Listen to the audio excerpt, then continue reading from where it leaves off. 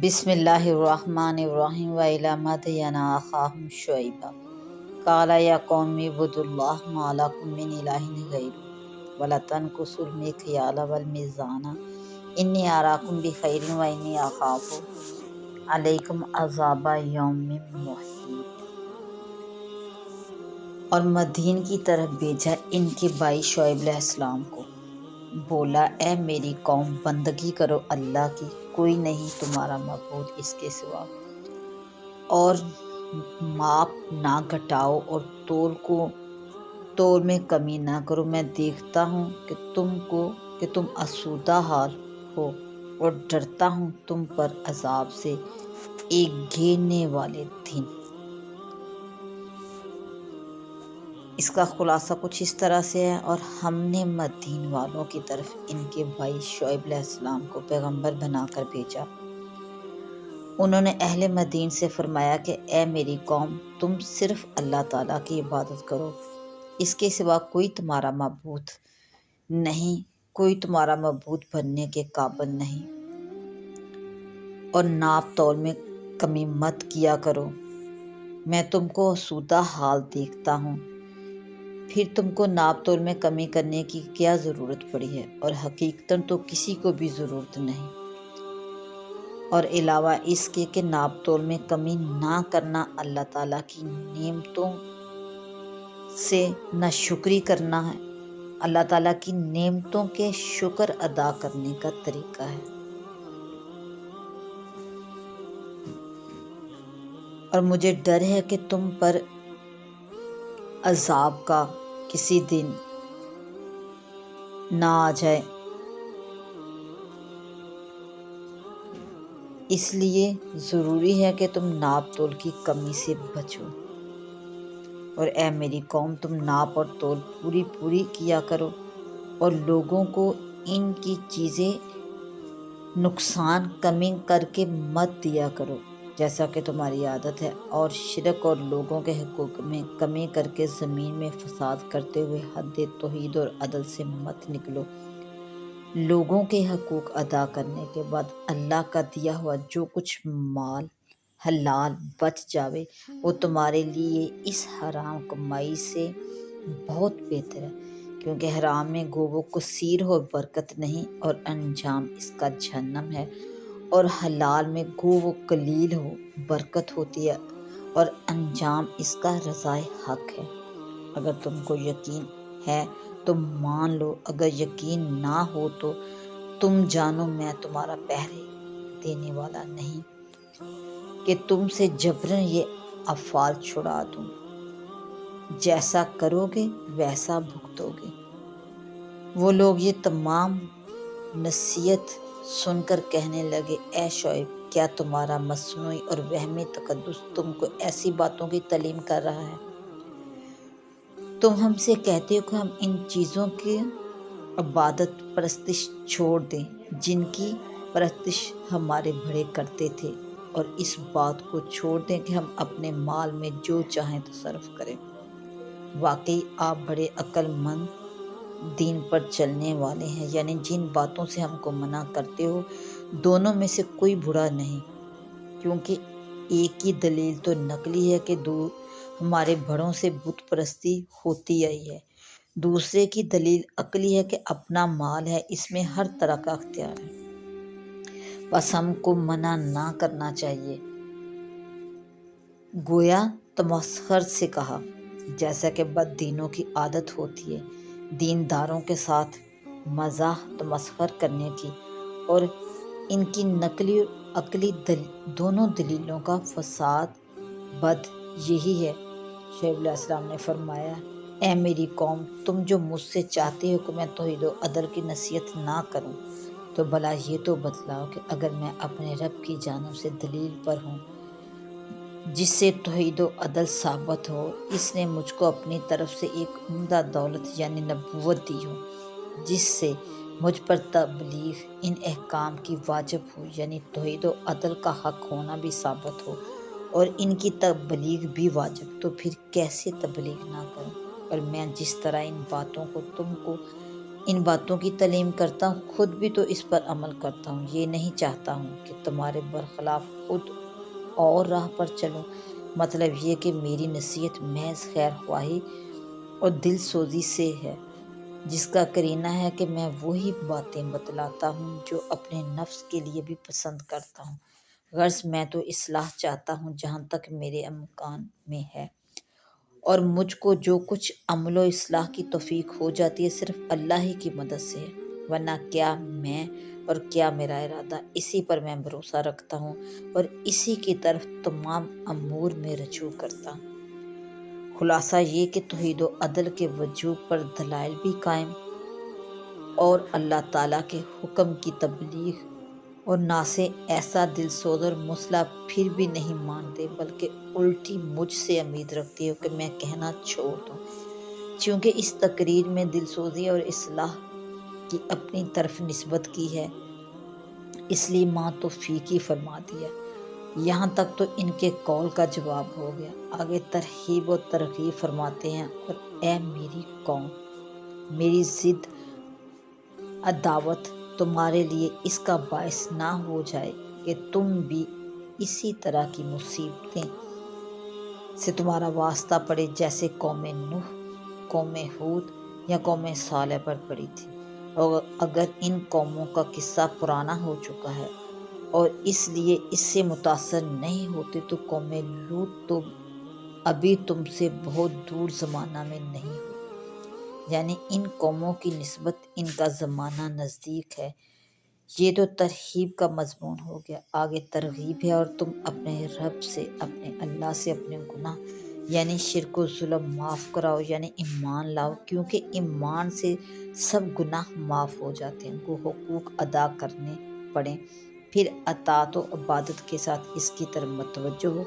بلا شک میرا اللہ بڑا مہربان، بڑی محبت والا ہے۔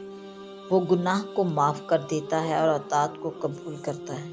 وہ لوگ یہ لاجواب دل آویز تقریر سن کے جواب معقول سے عاجز ہو کر برائے جہالت کہنے لگے کہ شعیب، بہت سی باتیں تمہاری کہی ہوئی ہماری سمجھ میں نہیں آئیں۔ یہ بات یا تو اس وجہ سے کہی ہو کہ اچھی طرح توجہ سے آپ کی باتیں نہ سنی ہو، یا تحقیراً کہا ہو، نعوذ باللہ سمجھنے کے قابل نہیں۔ چنانچہ بددینوں سے یہ سب امور واقع ہوتے ہیں، اور ہم تم کو اپنے مجمع میں کمزور دیکھ رہے ہیں، اور اگر تمہارے خاندان کا پاس نہ ہوتا تو ہم تم کو کبھی کا سنسار کر چکے ہوتے، اور ہماری نظر میں تمہاری کچھ توقیر ہی نہیں۔ اس کے سبب اس کے رشتہ دار کی بھی رعایت ہوتی ہے۔ مطلب ان کا یہ تھا کہ تم ہم کو یہ مضامین مت سناؤ، ورنہ تمہاری جان کا خطرہ ہے۔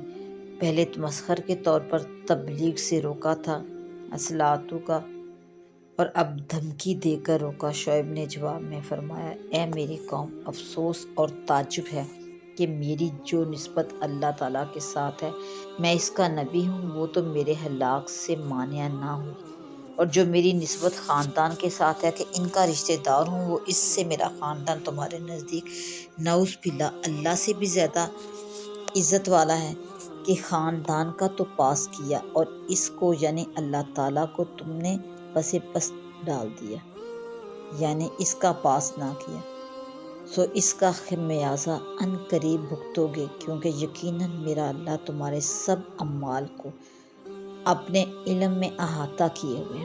اور اے میری قوم، اگر تم کو عذاب کا بھی یقین نہیں آتا تو آخر بات یہ ہے کہ تم جانو بہتر ہے ہم اپنی حالت پر عمل کرتے رہو، میں بھی اپنے طور پر عمل کر رہا ہوں۔ سو اب جلدی تم کو معلوم ہو جائے گا کہ وہ کون شخص ہے جس پر ایسا عذاب آیا چاہتا ہے جو اس کو رسوا کر دے گا، اور وہ کون شخص ہے جو جھوٹا تھا، یعنی تم مجھ کو دعوی نبوت میں جھوٹا کہتے ہو اور حقیر سمجھتے ہو، تو اب معلوم ہو جائے گا کہ جرم کذب کا مرتکب اور سزائے ذلت کا مستوجب کون تھا، تم یا میں۔ اور تم بھی منتظر رہو، میں بھی تمہارے ساتھ منتظر ہوں کہ دیکھیں عذاب کا وقوع ہوتا ہے جیسا میں کہتا ہوں، یا عدم وقوع جیسا تمہارا گمان ہے۔ غرض ایک زمانے کے بعد عذاب کا سامان شروع ہوا، اور جب ہمارا حکم عذاب کے لیے آ پہنچا تو ہم نے اس عذاب سے شعیب علیہ السلام کو اور جو ان کے ہمراہی میں اہل ایمان تھے ان کو اپنی عنایت خاص سے بچا لیا۔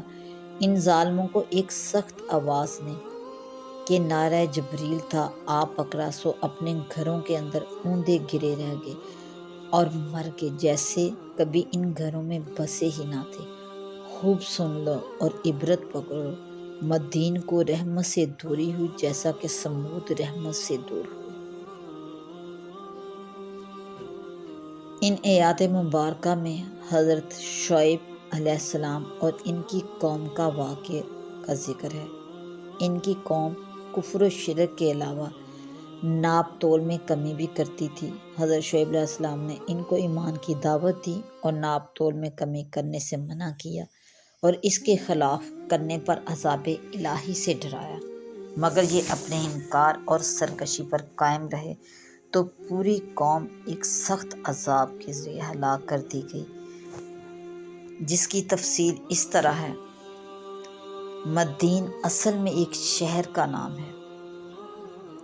مدین اصل میں ایک شہر کا نام تھا جس کو مدین بن ابراہیم نے بسایا تھا۔ اس کا محلہ وقوع ملک شام کے موجودہ مقام معان کو بتلایا جاتا ہے۔ اس شہر کے باشندوں کو بھی بجائے اہل مدین کے مدین کہہ دیا جاتا ہے۔ شعیب علیہ السلام اللہ تعالیٰ کے جلیل القدر پیغمبر ہیں جو اسی قوم مدین میں سے ہیں، اس لیے ان کو مدین کا بھائی فرما کر اس نعمت کی طرف اشارہ کیا۔ اشارہ کر دیا کہ اس قوم کے رسول کو اللہ تعالیٰ نے اسی قوم سے بنایا تاکہ ان سے مانوس ہو کر ان کی ہدایت کو بآسانی قبول کر سکے۔ قال یا قوم اعبدوا اللہ ما لکم من الہ غیرہ۔ اس میں حضرت شعیب علیہ السلام نے پہلے تو اپنی قوم کو توحید کی دعوت دی، کیونکہ یہ لوگ مشرک تھے، درختوں کی پوجا پاٹ کیا کرتے تھے، جس کو قرآن میں لفظ ایکا سے تعبیر کیا گیا ہے، اور اسی کی نسبت سے اہل مدین کو اصحاب الایکا بھی لقب دیا گیا ہے۔ اس کفر و شرک کے ساتھ ان میں ایک اور عیب اور گناہ نہایت سخت یہ تھا کہ بیپار اور لین دین کے وقت ناپ تول میں کمی کر کے لوگوں کا حق مار لیتے تھے۔ حضرت شعیب علیہ السلام نے ان کو اس سے منع فرمایا۔ یہاں یہ بات خاص طور پر قابل غور ہے کہ کفر و شرک سب گناہوں کی جڑ ہے۔ جو قوم اس میں مبتلا ہے اس کو پہلے ایمان ہی کی دعوت دی جاتی ہے، ایمان سے پہلے دوسرے معاملات اور اعمال پر توجہ نہیں دی جاتی۔ دنیا میں ان کی نجات یا عذاب بھی اسی ایمان و کفر کی بنیاد پر ہوتا ہے۔ تمام انبیاء سابقین اور ان کی قوموں کے واقعات جو قرآن میں مذکور ہیں اسی طرز عمل کے شاہد ہیں۔ صرف دو قومیں ایسی ہیں جن پر عذاب نازل ہونے میں کفر کے ساتھ ان کے اعمال خبیثہ کو بھی دخل رہا ہے۔ ایک لوط علیہ السلام کی قوم جس کا ذکر اس سے پہلے کیا جا چکا ہے، ان پر جو عذاب پوری بستی الٹ دینے کا واقعہ ہوا اس کا سبب ان کے اعمال خبیثہ کو بتلایا گیا ہے۔ اور دوسری قوم شعیب علیہ السلام کی جن کے عذاب کا سبب کفر و شرک کے علاوہ ناپ تول میں کمی کرنے کو بھی قرار دیا گیا۔ اس سے معلوم ہوا کہ یہ دونوں کام اللہ تعالیٰ کے نزدیک سب گناہوں سے زیادہ ناپسندیدہ اور شدید ہیں۔ بظاہر وجہ یہ ہے کہ یہ دونوں کام ایسے ہیں کہ پوری نسل انسانی کو اس سے شدید نقصان پہنچا ہے اور پورے عالم میں اس سے فساد عظیم پھیل جاتا ہے۔ حضرت شعیب علیہ السلام نے اپنی قوم کو ناپ تول میں کمی کرنے کے خبیث عمل سے روکنے کے لیے پیغمبر کے ساتھ اول تو یہ فرمایا، انی اراکم، یعنی میں تمہیں اس وقت خوشحالی میں دیکھتا ہوں، کوئی فکر و فاقہ اور مالی تنگی نہیں جس کی وجہ سے اس بلا میں مبتلا ہو۔ اس کے علاوہ اللہ تعالیٰ کی نعمت کا شکر اس بات کے لیے ہے کہ تم اس کی مخلوق پر ظلم نہ کرو، یعنی کہ یہ بھی اللہ تعالیٰ کی نعمتوں کا شکر ہی ہوتا ہے کہ اس کی مخلوق پر ظلم نہ کیا جائے۔ اور پھر یہ بھی بتلا دیا کہ اگر تم نے میری بات نہ سنی اور اس عمل خبیث سے باز نہ آئے تو مجھے خطرہ ہے کہ اللہ تعالیٰ کا عذاب تمہیں گھیر لے، اس عذاب سے آخرت کا عذاب بھی مراد ہو سکتا ہے اور دنیا کا بھی۔ پھر دنیا کے عذاب بھی مختلف قسم کے آ سکتے ہیں۔ ادنا عذاب یہ کہ تمہاری یہ خوشحالی ختم ہو جائے اور تم قحط اور گرانے اشیاء میں مبتلا ہو جاؤ، جیسے کہ رسول کریم صلی اللہ علیہ وآلہ وسلم نے ارشاد فرمایا کہ جب کوئی قوم ناپ تول میں کمی کرنے لگتی ہے تو اللہ تعالیٰ اس کو قحط اور گرانی اشیاء کے عذاب میں مبتلا کر دیتے ہیں۔